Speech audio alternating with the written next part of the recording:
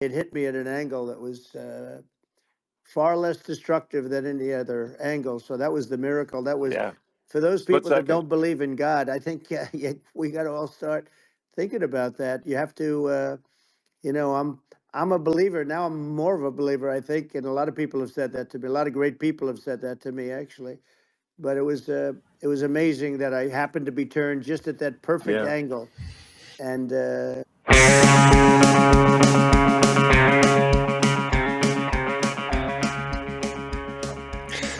Yes, folks, we all got to start thinking about that now that Trump got saved. Summer left reckoning. Griscom's enjoying his break. I'm doing a truncated show for you today. Folks, a lot of people probably will be aware, but for those of you who aren't, death is not only on Trump's mind, but also a little bit on ours around these parts this time of a year. Between June 30th and August 13th. July 20th and August 13th is sort of Michael's last day on with us, and also his birthday, which we celebrated today. It's been 4 years. I am doing better than I was last year, which was better than I was the year before that, and certainly better than the year before that. I'm going to the barber now. Folks can can see that, and exercising. I still feel tremendously sad for particularly those close to Michael. Michael's partner Theodora, who I got to catch up with and have a good time with at David's wedding, and his family and the people who grew up with him. I feel sad for Michael himself, because he was hitting his stride in a way that was he was graduating. He wasn't maybe there yet with people who have put in, say, the lifetime of work of Noam Chomsky, for instance, but he was graduating into a type of peership with folks, Adolph Reed, which is ultimately what he wanted his work to lead to. And seeing him with Lula and Curry, or with Lula and sorry, I kind of gave away where I was going with this. Chomsky, not Curry. It reminded me of I've seen Anthony Edwards out there with LeBron and folks like that. Michael was 36 when he passed, about to be 37, which weighs on me because I'm 35, about to be 36. Nowhere near, I think, his wisdom. It's also like somewhat tragic to me because he was also materially set in a way that didn't just mean he could pay his own rent, but he could also help people around him that needed it. And I think it's tragic he wasn't able to live in that existence for longer.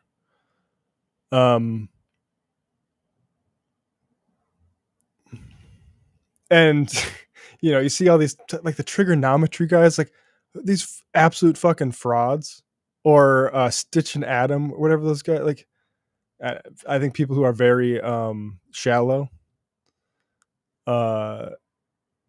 we drown in their output. But I know I speak for David when I say that I appreciate all of you for the soft landing that we received 4 years ago, with all of you sticking around to support us.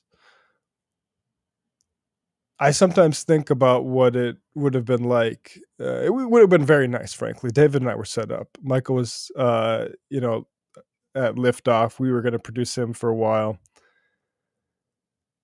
And both Michael and David deserved that. And so that saddens me as well. The live shows were insane. So much fun. And such a great way to see the country, frankly. And as for myself, you know, I can't. What saddens me or what angers me is less that stuff and more that my life, frankly, has had less laughter in it for the last 4 years than it would have, a lot less, and it will have that deficiency, and a lot less wisdom in it than we'll have, and and I can only be thankful that I was able to benefit so much from him while he was here.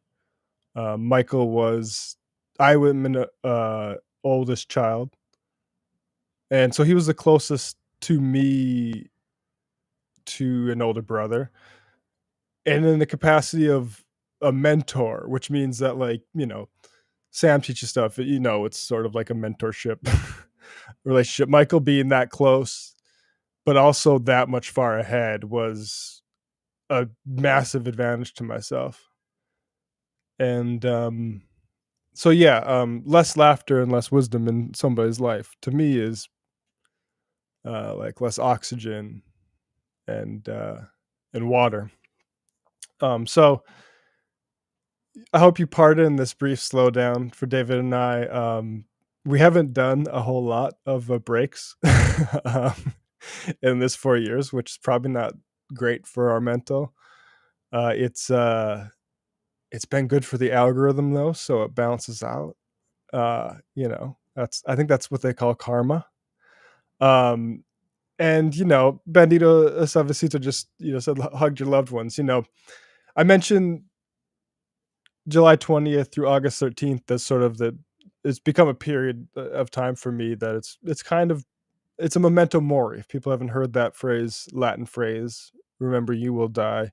Also remember, you know, those close to you will too.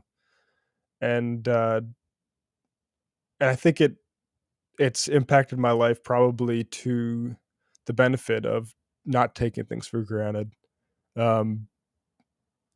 At the price of somebody who was so embedded in my life for 5 years, you know, this is a very easy job, relatively speaking. Like I've done work in construction sites. I work at McDonald's grill. This is an easy job, but it can be difficult because of the repetitiveness of a weekly schedule or daily schedule. And what makes it easy is people like Michael, who you actually want to want to go hang out with. And I think luckily he's infused some of that into all of us. David, I think I could speak for. I know Emma and Sam, that like that way of humor still exists for us, and I appreciate it. So anyway, what we have tonight for programming is a couple things. I do want to play something. This is our boy Tim Walz at the 46th International Ask Me Convention, and this is the type of plank I like to hear. Kamala's very much got Schrodinger's policy proposals at this set. I'm not super impressed with the no tax on tips unless we're going to do a across the board. We're going to not tax labor and mainly tax capital, but I think that's probably not where Kamala is going with that. And I think it maybe, but and I don't like the openness to Bitcoin, but I do like Tim Walz talking about banning captive audience meetings, which is what he did here at AFSME. And I really, it is interesting that the upper Midwestern juice here does people like Walz, and I think I'm becoming more impressed with him as a speaker myself. Vice President Harris and I have both had the privilege of joining workers on the picket line. And it's why, as governor, I signed one of the biggest packages of pro-worker policies in history into law. In Minnesota, We made it easier for workers to form unions. We strengthened workers' protections. And yes, we banned those damn captive audience meetings for good in Minnesota. Last time I said that at a union meeting, they sued me over it. It was the best thing to get sued over I ever said. We're going to continue to ban those meetings. Yeah, great. I hope that they do ban those meetings on a national level, of course. I do have to, as I say a positive thing, repeat something Jeff Shirkey, labor historian, does point out, which is the glaring hypocrisy Joe Biden is foreseeing at the moment, which is that 4 weeks ago, 7 prominent unions publicly called on Biden to immediately halt all military aid to Israel as part of the work to secure an immediate and permanent ceasefire in the war on Gaza. And Shirkey, I think, helpfully comments, this is how the, quote, most pro-union president in U.S. history responds. Very welcome to this labor turn. But the conditions for it have to be cultivated a little bit better than the Holocaust of Gaza, as a key condition. So hopefully something can break here, and it's not a regional war that draws. I mean, we don't need that. Also, I'm about to go to what was for patrons. So won't be new to you. I will have a great interview for you on Sunday. That will be brand new, but on Bitcoin, crypto. A very interesting angle. I'm excited to share with you with one of our guests here. But so this was a Sunday show that we're about to play here. We discuss, and it was actually recorded right as America came back from the deficit against Serbia. You can piece that together through some context clues provided by, I think, me. Anyway, but we talk about Kamala and the Palestine stuff. Also, we talk about Joe Rogan, who endorsed Trump, but now he says it wasn't a real endorsement. And so I just want to update this because I find this very amusing. I think Joe is a little bit of a coward for this one, I must admit. This is what USA Today put this up there. Joe Rogan denies endorsing RFK Jr., but that might not matter to Trump. I think we could say that won't matter to Trump, but maybe we'll see here. Podcast, that is great because you don't want to put stand-up comedian after what he just did on Netflix, right? Am I right, folks? I've heard that is atrocious. To be fair, I haven't watched it yet, but I've heard people that wouldn't necessarily immediately jump down his throat, say like, this is nothing. There's no talent for podcast or for stand-up here at all. So podcaster Joe Rogan drew the ire of former President Trump after he commended independent presidential candidate Robert F. Kennedy during an episode last week, which led many to believe it was an endorsement for Kennedy. Now you'll hear it. He says he's the one. He's the only guy who doesn't tear this down, blah, blah, blah. This dumb bullshit. And I do want to say, like, I do have, for folks who aren't familiar with this program, I think Joe Rogan is dumb as a box of rocks, truly. And but my insults aside, let's just continue. Shortly after Rogan criticized Democrats and Republicans for misleading voters and called Kennedy reasonable, and a shade, scare quotes there, in an episode of the Joe Rogan Experience. Imagine if I had a show called the Matt Leck Experience or whatever. He quickly denied that it was endorsement for Kennedy. He said, for the record, this isn't I'm not going to do an impression because I have to kind of sneeze. For the record, this isn't an endorsement. This is me saying, excuse me, sorry. All right, now I can do the impression. For the record, this is an endorsement. This is me saying that I like RFK as a person, and I really appreciate. I can't do the impression anyway, and I really appreciate the way he discusses things with civility and intelligence. And I think we could use more of that in this world. And blah blah blah. Okay, sure. I mean, it's a fetishizing conversation. Trump predicts MAGA response at UFC. I also think Trump raising his fist and saying fight after getting shot is one of the most American blank things of all time. I'm not the guy to get political information from. If you want that from a comic, which I would say, but anyway, if you want that from a comic, go to @ComicDaveSmith. He actually knows what he's talking about. I would disagree with that as well. I think Dave Smith, who said the George Floyd protests were a color revolution, which was set up to elect Democrats. While Kennedy, and also I think, is basically turned the Libertarian Party into sort of MAGA independent, like, I don't know, like a spin-off MAGA. While Kennedy welcomed Rogan's support with open arms, writing in a social media post, "From one legitimate guy to another, thank you," Trump fired back on Truth Social. It will be interesting to see how loudly Joe Rogan gets booed the next time he enters the UFC ring, MAGA 2024. It will be, actually, either way. If he does get booed or doesn't, that's interesting to me. Rogan is also the host there. After claims of his RFK endorsement spread, Rogan posed with the comedian Shane Gillis. Lame, I'll say. I mean, I don't know if Shane Gillis is comedy that much, but I think it's kind of square to be dressing up as Trump. Was it for SNL?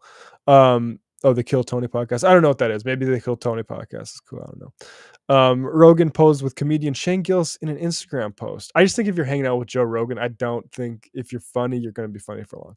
But who was dressed up as Trump for a live recording of the Kill Tony podcast in New York City on Sunday. Ran into Trump. Everything is cool. That's a hilarious bit. And Joe Rogan is a small guy, and he's sorry.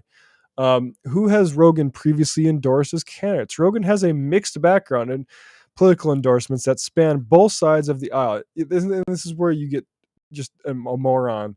Moron's position stated over time, and we'll get into the Bernie thing in a second.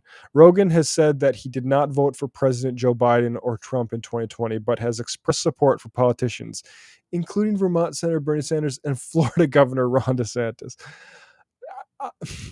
During the 2020 primary, Rogan endorsed Sanders during his presidential bid. He's basically been the same thing for his whole life. I mean, again, like, this is an infantile way to look at politics. Like, I don't know. Has Josh Hawley been something different? He's pretty much been a big time freak, but he's been consistent. Is consistency really an important metric?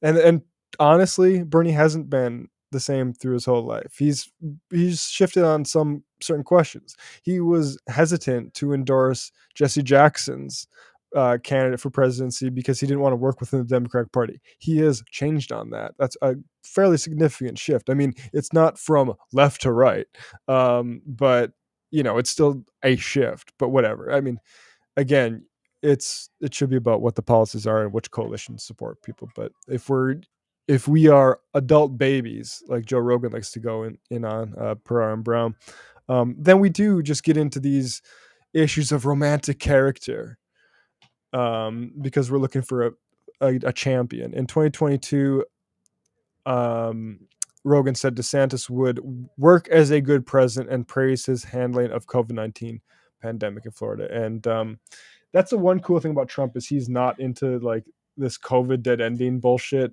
now that the evidence is in and it's clear that vaccines saved lives and didn't maim people like the vaccine, like the virus itself did.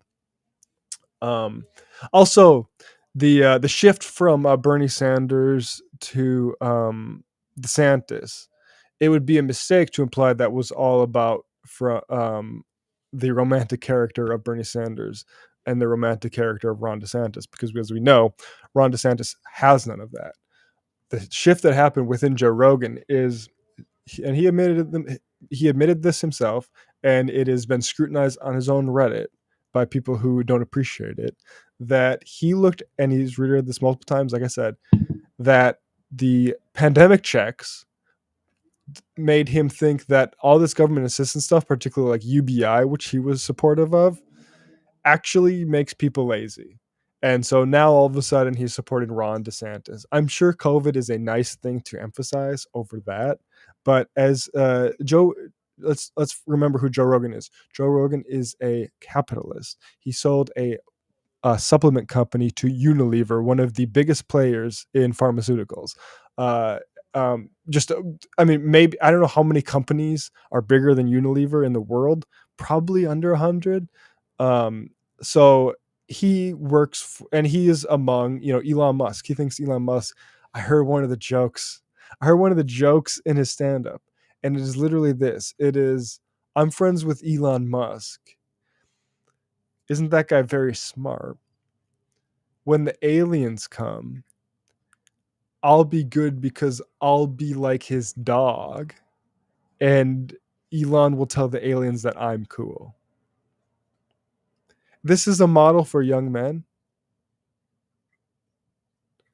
It's not surprising to me that that people are lost as hell. And I've actually seen Gillis and Mark Norman, Ari Shafir, who I know is a piece of shit. I don't think Gillis is. I'd be very hurt to find out that Gillis has or Mark Norman has done what Ari Shafir's done. Patrick CC has a video on that.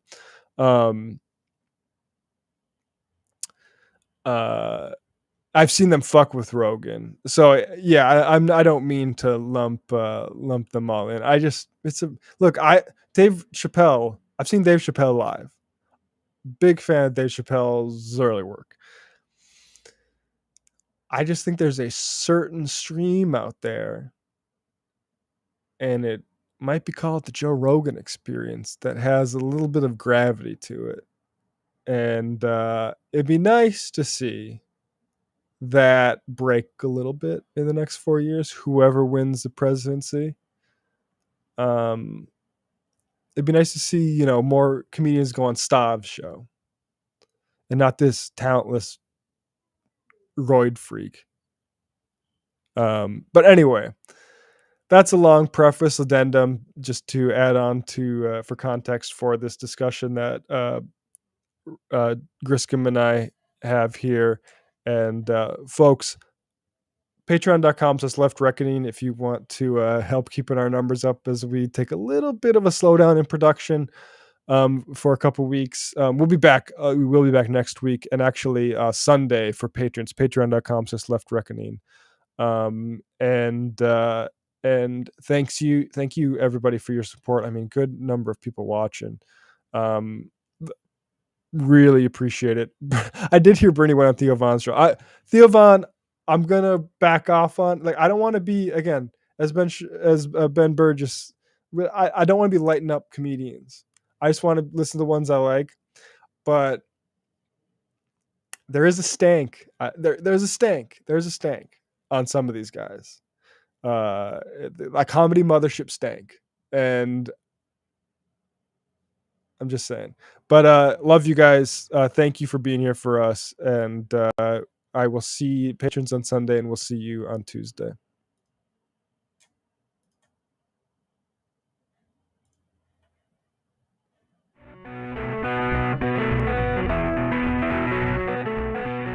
Folks, it's another Left Reckoning Sunday show with Matt Leck and David Griscom. Hello, David. Hey, man. How are you doing? I'm doing pretty good. Look, we got a big endorsement that just crossed the wires here. Our boy Joe Rogan. Did you hear they're trying to make Kamala? I don't get that. That was They're really lost in the sauce. But Joe Rogan has this to say. That's just what they do. That's politics. They do it on the left. They do it on the right. They gaslight you. They manipulate you. They promote narratives. And the only one who's not politics. Robert F. Kennedy Jr. You a fan? Yeah, I am a fan. Yeah, he's the only one that makes sense to me. He's the only one that he doesn't attack people. He attacks actions and ideas, but he's much more reasonable and intelligent. I mean, the guy was an environmental attorney and cleaned up the East River. I mean, he's a legitimate guy. Before I'll say that stuff is actually good work of Bobby's. Bobby does have with trial lawyers, which, by the way, are a big Democrat constituency. Republicans are like the anti-tort guys, so which makes this Bobby stuff pretty weird in general. But anyway, that stuff is good to go up against DuPont and stuff like that. But that's when he was doing leftist stuff. Or anybody started calling him an anti-vaxxer, which I thought he was. I thought he was this nut, this like conspiracy theorist nut, until I read his book. I read The Real Anthony Fauci. I'm like, what? How much of this is real? Because if it's all real, this is fucking insane. And we live in a world where we're being manipulated by these health organizations that are being paid by the pharmaceutical drug interests. And these pharmaceutical drug companies are pumping these products out into the population and telling us that we need them, and then making insane amounts of money. And then also the government is in on it. And also they share a patent with Moderna. And also... Now, all this stuff I think is true enough. I think it's worth noting that Joe Rogan himself sold a pharmaceutical company or a supplement company to the giant Unilever for millions and millions of dollars, and also took, speaking of the in on it with the government, on it, that supplement company that he sold to Unilever got PPP loans.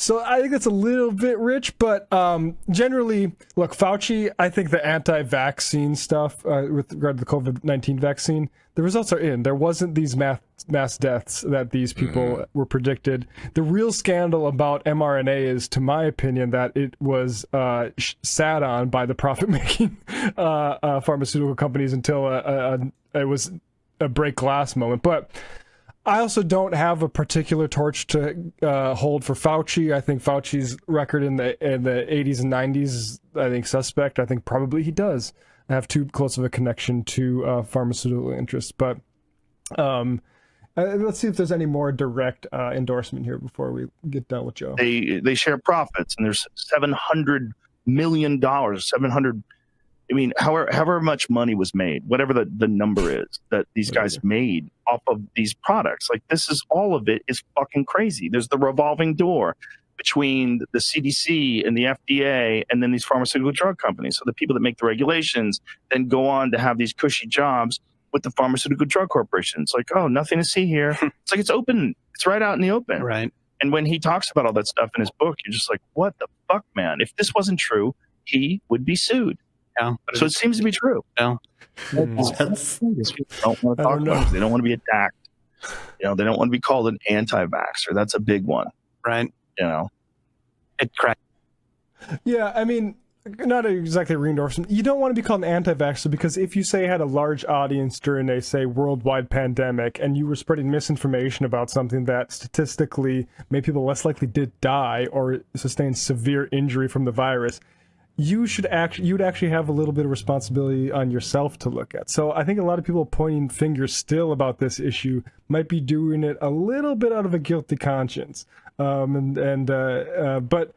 I mean, it's interesting. I've seen contention that RFK pulls more from Trump at this point than I really would not be surprised.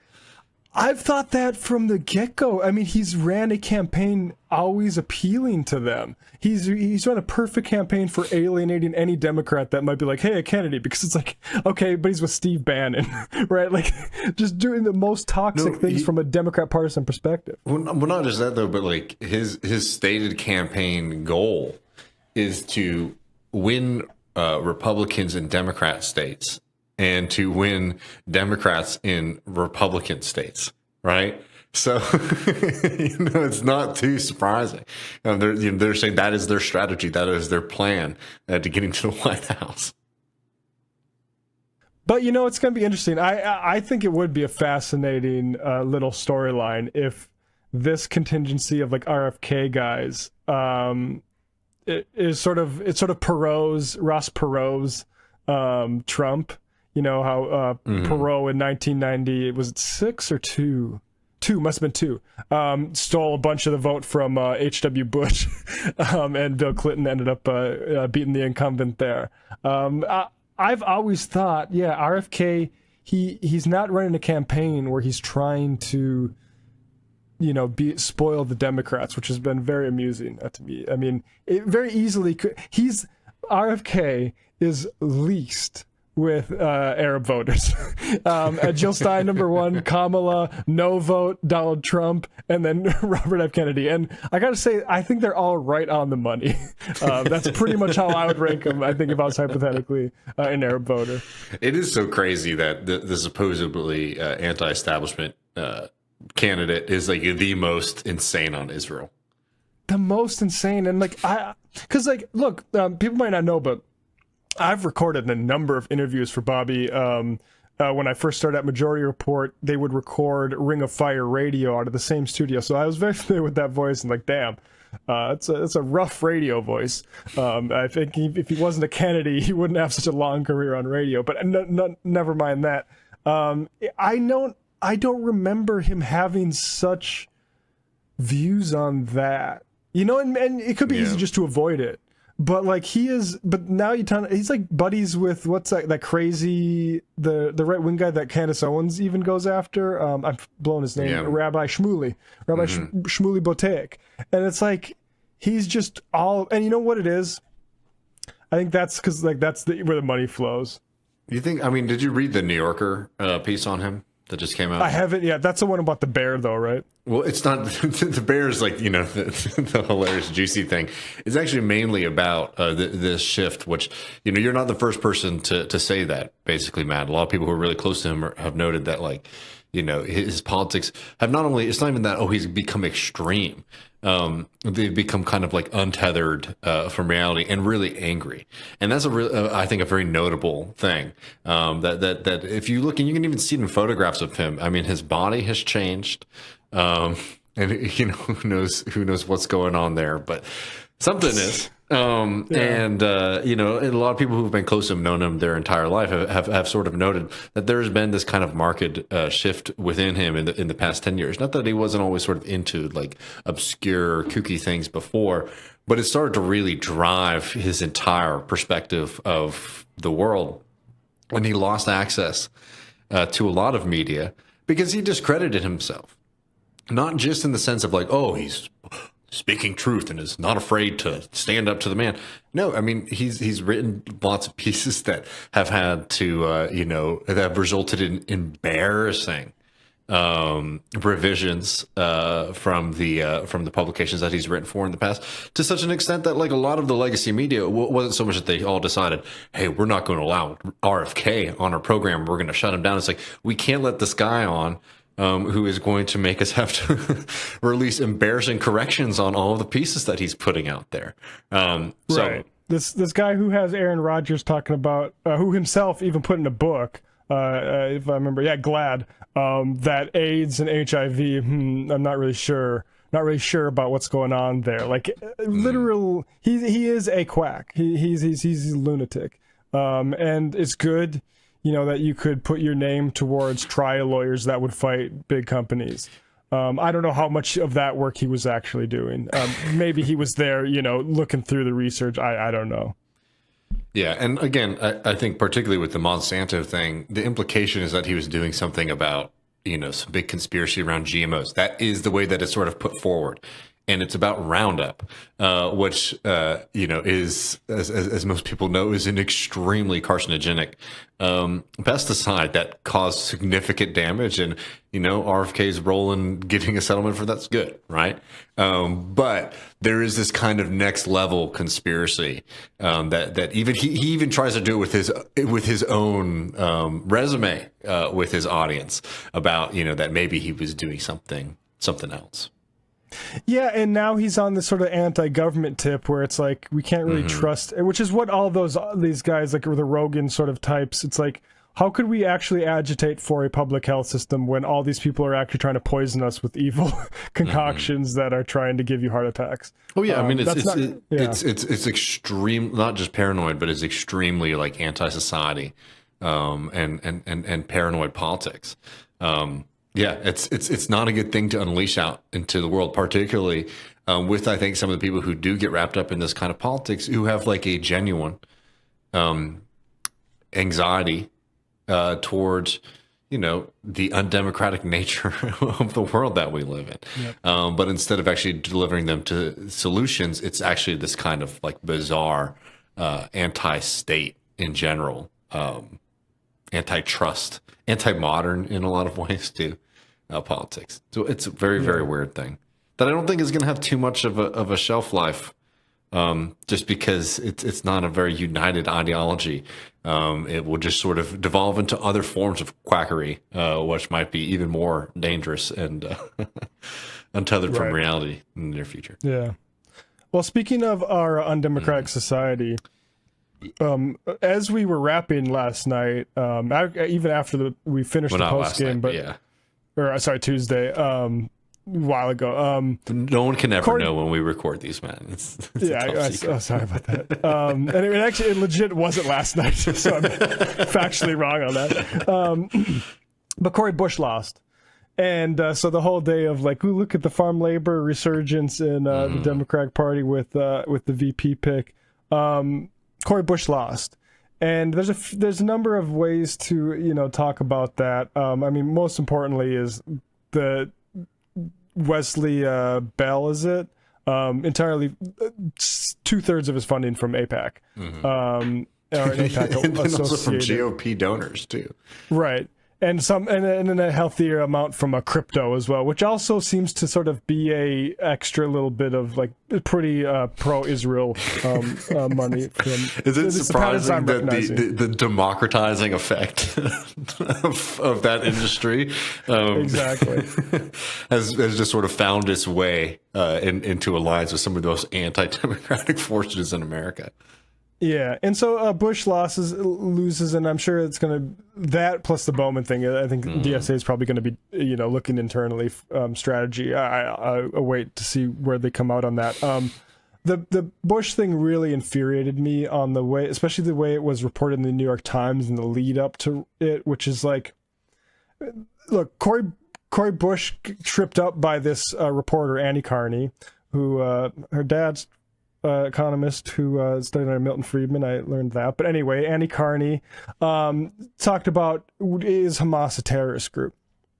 And apparently Cory Bush said, look, I don't like that terminology. We were called terrorists when we were just standing up in Ferguson. I reject that group. And that was apparently enough to get AIPAC really seeing red there.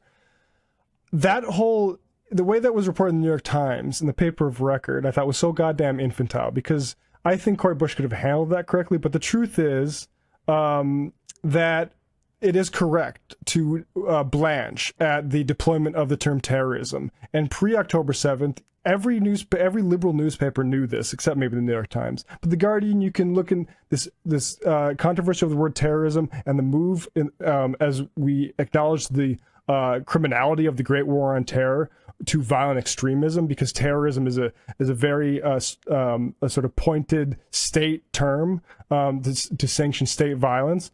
There's a difference, right? BLM is not actually doing terrorism tactics, right? So to compare them to Hamas is ridiculous. Nonetheless, our FBI does it. They basically consider that one step away from Hamas. But Hamas is, if a paper of record should say, a resistance group that engages in, if you want, terrorism, including and other forms of violent resistance. That is just the adult, objective way to speak about these things. Instead, it was the lead for a whole thing about, look at Cory Bush, she's soft on Hamas. And then the rest of the article gave, because it was about all the AIPAC spending, so of course you got to give half the article to AIPAC spokespeople saying, actually, this person is fringe. This person is out of step with the party. Look at them not doing this. Meanwhile, no mention of how widely shared ceasefire positions are in the public in general. And so I'm, a lot of focus, and Waleed Shahid said, the Israel lobby and the GOP and the Israel lobby that engages in the Democrats, like, that's something to be confronted. Also, our media. Our media is extremely awful here. The type of things that are going on in Israel right now with regards to these torture rape camps, as our entire media about 8 months ago was using sexual assault as a license to continue the genocide. Like, we are in extremely, extremely grim situation right now. In our democracy, like, you cannot save democracy and coexist or partner with Zionism. It's clear as day. And so last thing I'll say is Joe Biden in his final weeks saying that, I'm looking back at my legacy. I wish we could have got the full big Build Back Better done, but that dastardly Joe Manchin spoiled it for us. And you know what? It's nice to hear you say that, Joe. It would be even nicer for you to have, sometime in the past 6 months, have said, I appreciate the enthusiasm that Cori Bush and Jamal Bowman and all the people who didn't want to cut that baby in half. I appreciate their enthusiasm. I'm sorry we couldn't get it done. Had he done that, then the number one attack in the Cori Bush and the Jamal Bowman races would have been neutralized. And I don't know, maybe the AIPAC and DMFI would have found another issue to hit her on, but I do know Democratic primary voters aren't super savvy about knowing that actually they wanted his full agenda, and instead that New York Times article portrayed it, and a lot of other people portrayed it as, oh, they didn't want to give Biden the thing he wanted. What's wrong with them? Mm-hmm. No, I think that's a really good point, because there's been a lot of conversations about the strategy of Bush and sort of voting against the bill. And saying, oh, maybe that was a mistake, even though we sort of understood at the time what it was that she was doing, what it was that she was articulating. It just sort of opened up a sore spot. And, you did see, at least from the kind of what we can gather right now, which is, of course, is never going to be full and scientific, that did seem to be a factor in why a lot of people voted against Cori Bush. But as you noted, it's exceptionally clear that if Biden were now regretting that moment, maybe he should have said something when these people were attacking someone like Cori Bush, who was actually trying to stand up for his record and his legacy in a way there, and his campaign in the final week. She's like, the same people who are attacking me are attacking Joe Biden, and for all the good that did her.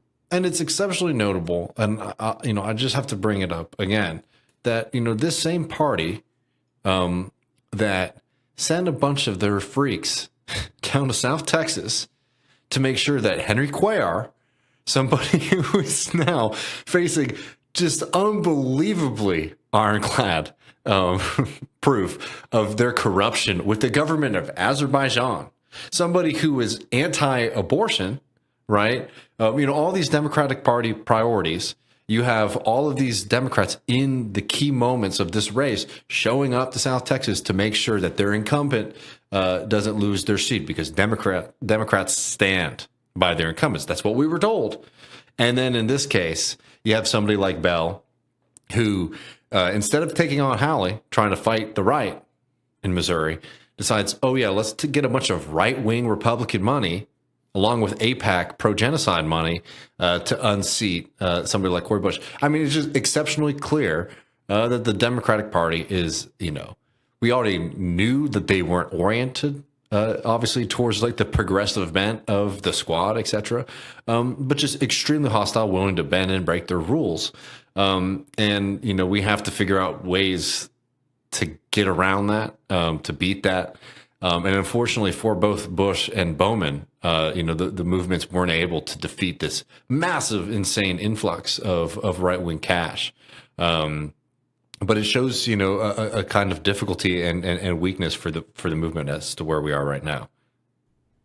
Yeah, unfortunately, it's the capacity is basically to be able to upset power, but maintenance of power and exercising of power is pretty beyond it.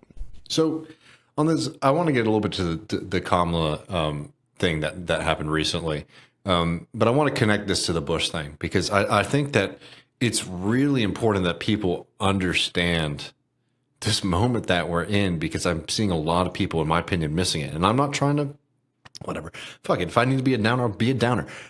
everything that we have been fighting for and advocating for over these past 8 years, since a lot of us have come together, come to know each other, participated in politics, has been about this kind of revival of a really strong American democratic socialist tradition, building up like the capacity and position for working class politics in this country, something that felt like it was foreclosed forever.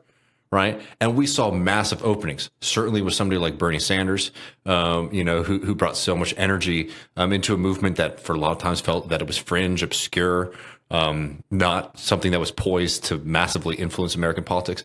And it turned it into a force that was playing national politics at a scale that I think a lot of people didn't expect. If you were to ask somebody in 2014 what the next 8 years would look like. Right. Well, what we're seeing right now is not only that movement not winning, right? Not expanding, but contracting, right? As we've seen now, we've seen Bush's loss, we've seen Bowman's loss. We're also seeing, just tensions with elected members of the squad, that people can ask very legitimate questions about whether or not some of those folks still represent that kind of political moment and political movement. I think that's a very fair question. And, we talked about Matt Karp's argument that, one of the things that might be difficult is, so much of this politics has been sort of waged in certain parts of the country that maybe not be the most reflective of the working class majorities that exist in the U.S. Fine and fair enough. But now we're seeing even in those places where it seemed like a lot of this kind of hopeful stuff, it's on the back foot and no real inroads into building these kind of these kind of other opportunities. So we're like at an extremely dire moment, and it's extremely worrying to see what is fairly likely to happen, which is a lot of the people, maybe we could call them in the periphery of it, but that includes like a large segment of folks engaged in media and in politics in general. I think are going to completely fall out from this movement and be sort of drawn to the light of trying to work and be closer to the Democratic Party, big Democratic Party, not these more progressive outside movements. I think that's in a lot of ways it's already happened, and I think it's going to increase. And people need to be really serious and consider what these next few years are going to look like. In this scenario, for example, that Kamala Harris wins the presidency and defeats Donald Trump, what is next for this political movement, excuse me. The same question, obviously, if Donald Trump is to win. And I see very little willingness to really consider what it is that we need to do and how we can return to not only just not losing, but actually gaining. I mean, genuinely, in 2017, I think a lot of people thought we would be in a much different position right now with this movement, have a much larger bench of politicians and elected officials than we would right now. I certainly did. And now we are seeing like a real kind of crisis moment. And I would just hope that listeners and people engaged in politics are really considering what it is that we need to do. Because I'll tell you what is going to be disastrous is being very passive, is being kind of passive bystanders in politics and Democratic Party politics right now. I think could be disastrous and could actually explode what little we have left right now. Yeah, I mean, I recently upped my DSA dues, but that was more out of I think they need it. These days, and yeah, it's and that's the thing that's worrying too, is that like just like the capacity to be able to build up. I mean, the fact that we don't have any in this congressional cycle on a large scale people to back. I mean, tell me if I'm wrong, man. I think this is the first cycle since we've been working together that's the case. Well, we've got an independent guy in Nebraska who's not running as a socialist. I mean, I love him, but again, he's and I think it's a great opportunity. But he's not, a part of any of this movement. He comes more out of the labor movement, which is a great thing, and there's a lot of excitement there. But I'll tell you, labor movement too. There's going to be that kind of fundamental tension. Is that the labor movement, unless it orients itself in a kind of class struggle unionism, has particular interests that aren't always in aligned with like a larger working class political movement for sure. 100%. So yeah, I mean but that's what that sort of demonstrates your point of how the sort of more ideological left organizing is fallen by the wayside, right? Like, because like that should, and I mean, maybe in Nebraska, socialists are out there. You can tell me, you know, if you're sort of aligning or something, doing with him, but yeah, it's a shame. Yeah, and I mean, let's bring up this Kamala thing, because I think it sort of is important here. So I'm sure people have seen it. We'll just play a quick bit of it. You know, I could pick a million versions of this video, including some extremely disgusting ones, because not only is something like this not a deal breaker for a lot of people, a lot of really perverse and perverted liberals are seeing this as like a really great epic girl boss moment. But this is here in Michigan. This is Kamala Harris dealing with protesters. He intends to surrender our fight against the climate crisis, and he intends to end the Affordable Care Act. You know what? If you want Donald Trump to win, then say that. Otherwise, I'm speaking.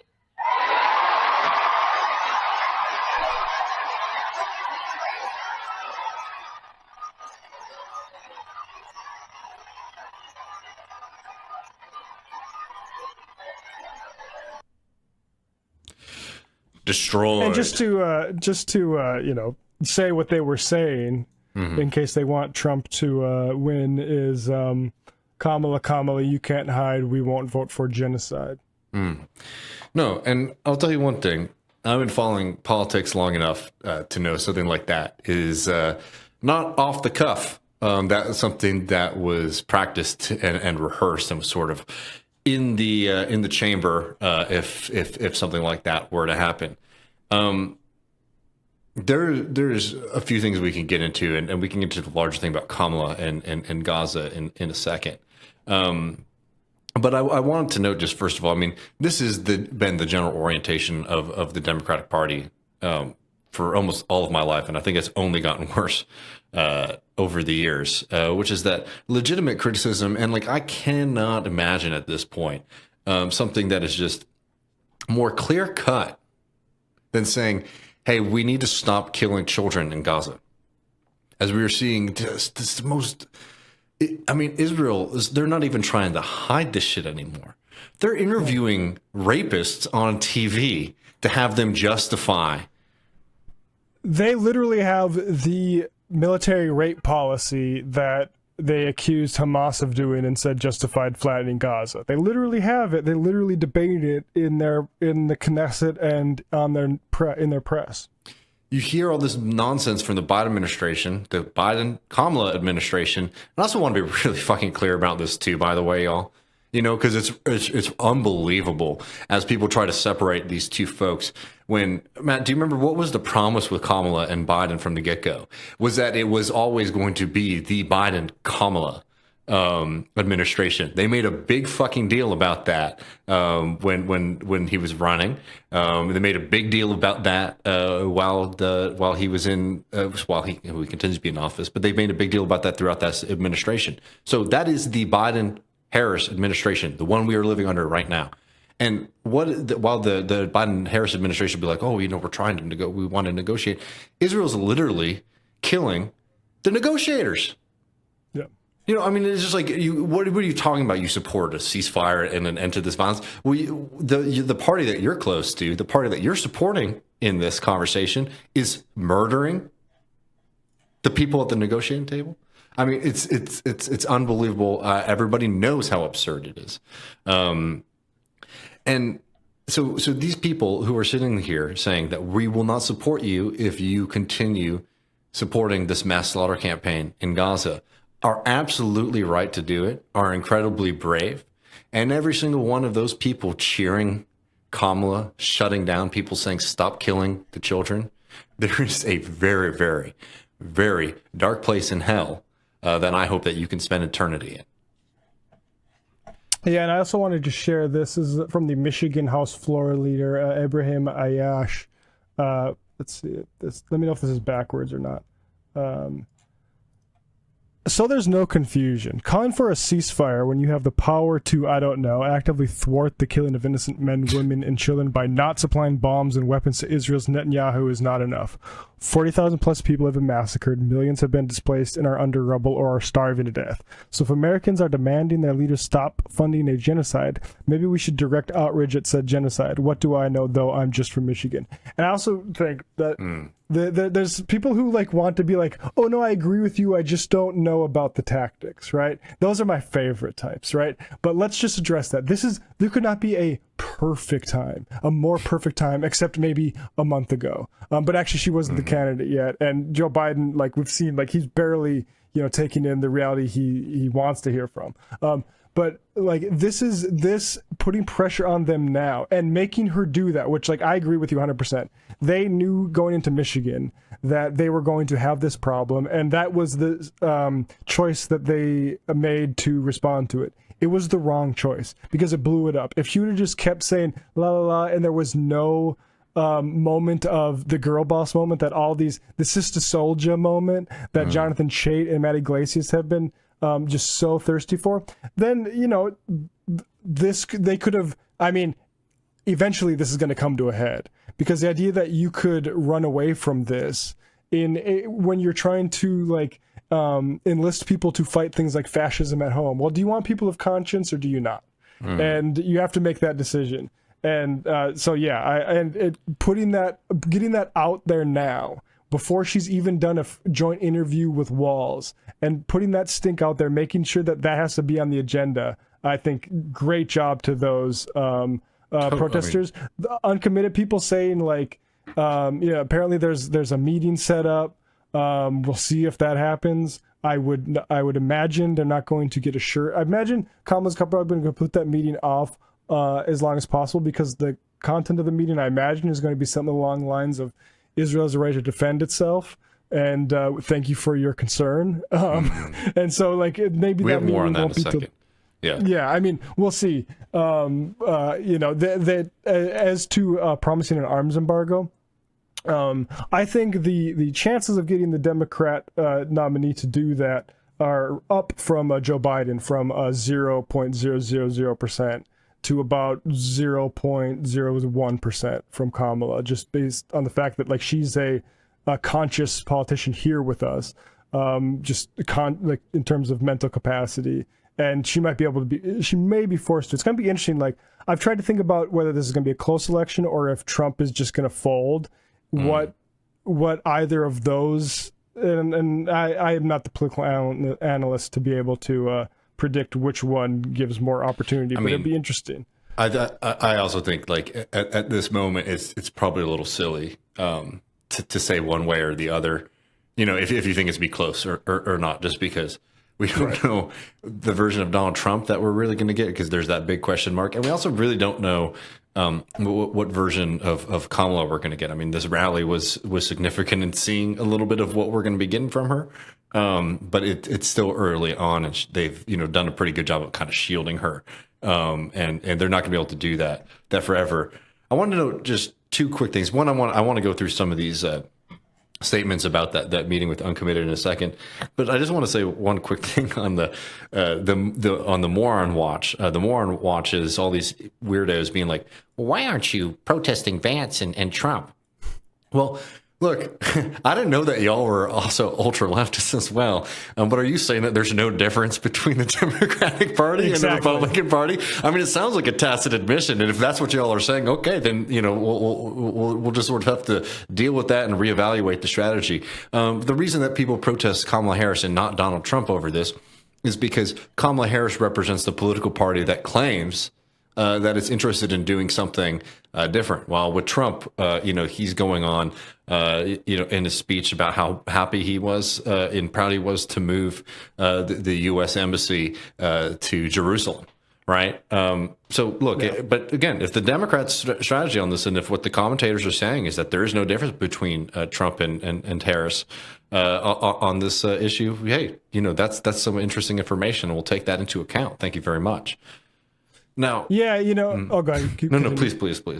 I was just going to say, I mean, there was, maybe a possible opening for Trump to be not, but he's got a whole bunch of Zionist money from Miriam Adelson. So, like, back when it looked like Biden was going to get washed, I do think the prospects of Trump winning are not great at all for Palestinians. Well, yeah, certainly. But also, I think, Trump is very much defaulting to a kind of like old school Republican Party, messaging and campaigning, right? It's like Although he just today said that he might consider marijuana legalization, which I don't think he ran by maybe a lot of Republicans. He's getting a little bit desperate. But they push that stuff in even some southern states now too. He's maybe pushing them.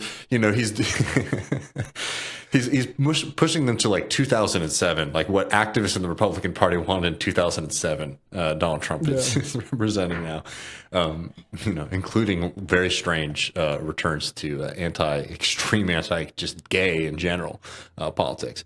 But we don't have super long to go into this. But I want to read a couple of these statements because I think getting clarity on this is kind of important. So Kamala came out. She said that disgusting. Had that disgusting reaction to people again saying stop killing children, and some folks were noting from a New York Times report that earlier in the day members of the uncommitted movement had spoken to Kamala Harris, and that there was a potential of a meeting, and that Kamala Harris had expressed her concerns. Now, who knows? And it's very good of those uncommitted people to go and do that. And certainly also to grab a moment like that and say, hey, look, she's implying all this kind of stuff to try to pressure her. But let's read the very cold water that the Kamala Harris campaign put out on this. This is from her campaign. This is not the other one that we'll get into in a second of her administration advisor. This is from the Kamala Harris campaign. This is from Yashar Ali. Here's the statement.